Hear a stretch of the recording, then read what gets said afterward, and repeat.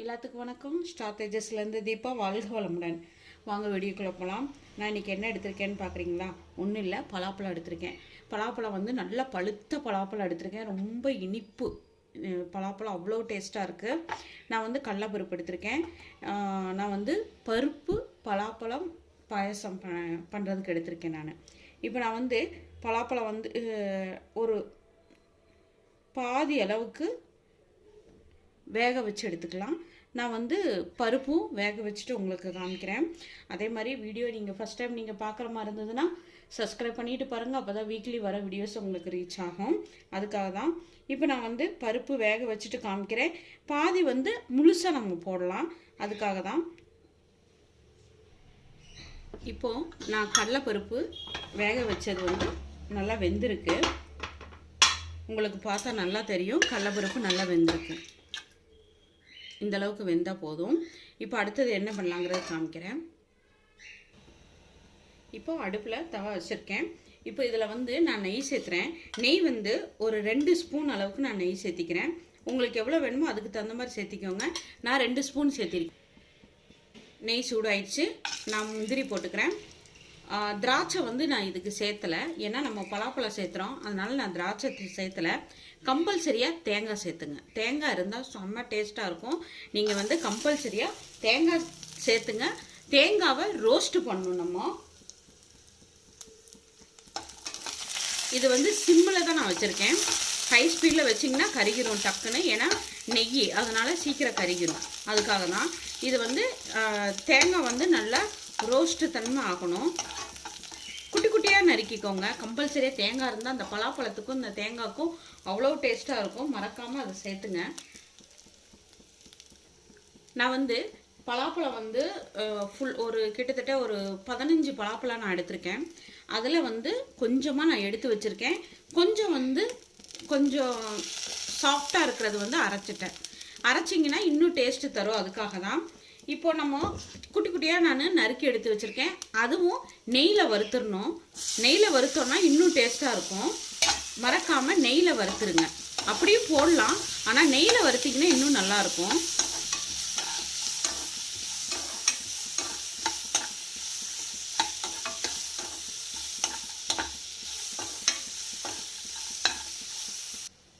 இப்போது நல்லா ரோஸ்ட் ஆயிடுச்சு. ஏன்னா நெய்யோட அந்த பலாப்பழமும் ரோஸ்ட் ஆகும்போது அவ்வளவு வாசனையாக இருக்குது. கண்டிப்பாக நீங்கள் நெய்யில் ரோஸ்ட் பண்ணிவிட்டு நீங்கள் பண்ணுங்கள், அப்போ நல்லாயிருக்கும். இப்போ நான் வந்து இந்த பழமும் முந்திரி தேங்காய் எடுத்துட்டேன் நான் தனியாக. நான் வந்து பருப்பு வேக வச்சேன் பார்த்தீங்களா, அதை நம்ம இதில் சேர்த்திடலாம். அந்த தண்ணியோட அப்படியே சேர்த்திக்கலாம். இதை வந்து லைட்டாக மசிச்சு விட்டுக்கலாம். ரொம்ப வேண்டாம், பருப்பும் தெரியணும். லைட்டாக அப்படி மசிச்சு விட்டுக்கலாம்.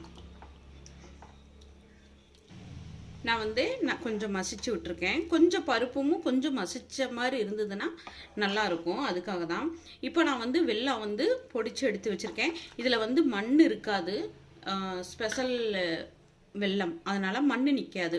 உங்களுக்கு அப்படி மண் இருக்கிற மாதிரி டவுட்டாக இருந்ததுன்னா காய்ச்சி ஊற்றிக்கோங்க, வடிகட்டி ஊற்றிக்கோங்க.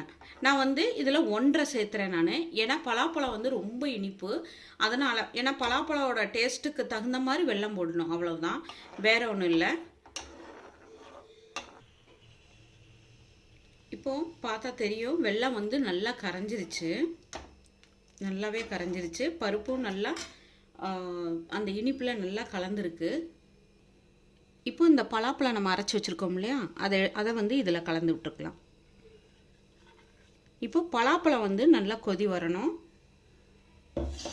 கொஞ்சமாக தண்ணி சேர்த்துக்கலாம். நான் தண்ணி சேர்த்தல, பால் சேர்த்திக்கிறேன். நான் இந்த இடத்துல ஒரு 1/2 கிளாஸ் பால் சேர்த்திருக்கேன். இப்போது இதை நல்லா கலந்து விட்டுக்கலாம்.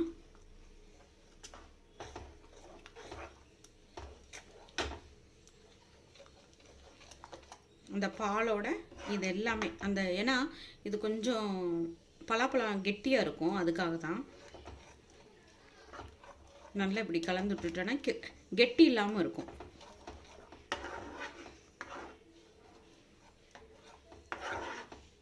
இதில் வந்து தேங்காய் பாலும் ஊற்றலாம். நான் வந்து தேங்காய் பால் ஏன்னா டேஸ்ட் அப்படியே மாறிடும். இந்த பலாப்பழ டேஸ்ட்டு வந்து அப்படியே இருக்கணும் அப்படிங்கிறதுக்காக தான் நான் தேங்காய் பால் ஊற்றலை. டேஸ்ட் அப்படியே மாறிடும். இப்படி ட்ரை பண்ணி பாருங்கள், ரொம்ப டேஸ்ட்டாக இருக்கும். ஏன்னா தேங்காய் பால் ஊற்றிட்டோம்னா அந்த தேங்காய் பால் நம்ம கசகசா இதெல்லாம் சேர்த்துனோன்னா டேஸ்ட்டே மாறிடும் உங்களுக்கு. அந்த பலாப்பழ டேஸ்ட்டு கம்மியாயிடும் உங்களுக்கு.